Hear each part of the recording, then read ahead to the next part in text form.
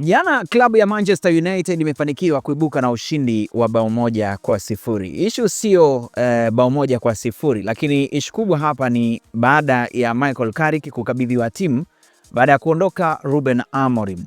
Hadi hivi sasa tunavyozungumza ni michezo takriban 6. Michezo takriban 6 ambazo Michael Carrick ameweza kuiongoza United. Lakini katika michezo hiyo bwana, huwezi amini, Michael Carrick ameweza kushinda michezo 5. Lakini akiweza kutoka suluhu mchezo mmoja.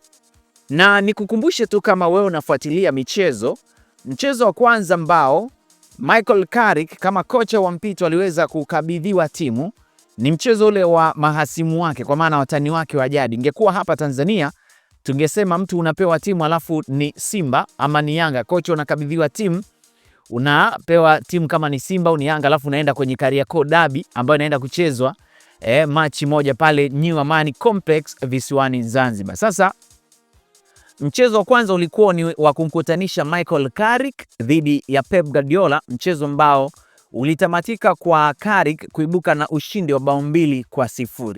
Lakini mchezo uliofuata ulikuwa ni mchezo wa The Gunners ama washika mitutu wa London dhidi ya Manchester United. Mchezo huu bana, Manchester United alifanikiwa kuibuka na ushindi wa bao 3-2. Mchezo huu United alikuwa ugenini, lakini mchezo wa kwanza United alikuwa nyumbani dhidi ya City. Lakini mchezo uliofuata ulikuwa ni mchezo wa Fulham dhidi ya United, ambapo mchezo huu United alikuwa ni nyumbani na hapa alifanikiwa kuibuka na ushindi wa bao 3-2. Mchezo mwingine ulikuwa ni wa Tottenham Hotspur dhidi ya United, ambapo United ilikuwa nyumbani na hapa aliweza kushinda bao 2-0.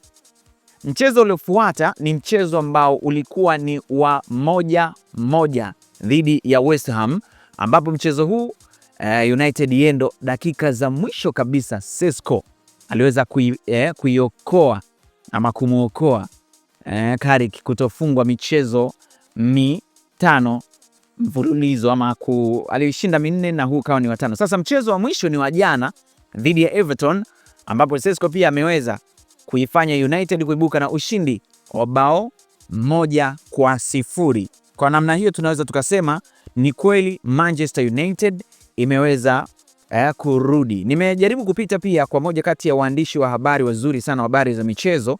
Hapa namzungumzia Fabrizio. Fabrizio aliweza kuandika maneno haya, anasema 5 wins, 1 draw in 6 games in charge, 3 clean sheets, alafu akasema magoli 12, akasema ni 12 goals scored, only 6 conceded to so far. Akamalizia kusema Manchester United are truly back, si ndio? Lakini baadaye pia aliweza kuposti picha ya Gunha. Kabla ya hapo aliweza kuposti baada ya hapo aliweza kuposti picha ya wachezaji watatu, kwa maana Cunha, Mbeumo na Benjamin Sesko. Akaandika Cunha alipiga long ball, Mbeumo akapiga perfect assist, huku Benjamin Sesko akamalizia ile goli zuri kabisa. Kwa hiyo alijaribu tu kusherehesha hapo, lakini kumbuka usajili huu ni wachezaji wote wapya wa United walioingia katika msimu ule ambao Ruben Amorim alikuwa ni kocha wa United. Bana, hiyo ndo Manchester United. Niliamua kukusogezea tu zile update kuhusiana na kile ambacho amekifanya Michael Carrick. Nini ambacho unaweza kumwambia Carrick? Mimi sina la ziada bana. Hii ni Talent Media. Mimi Ali Swale Mshana, bye bye.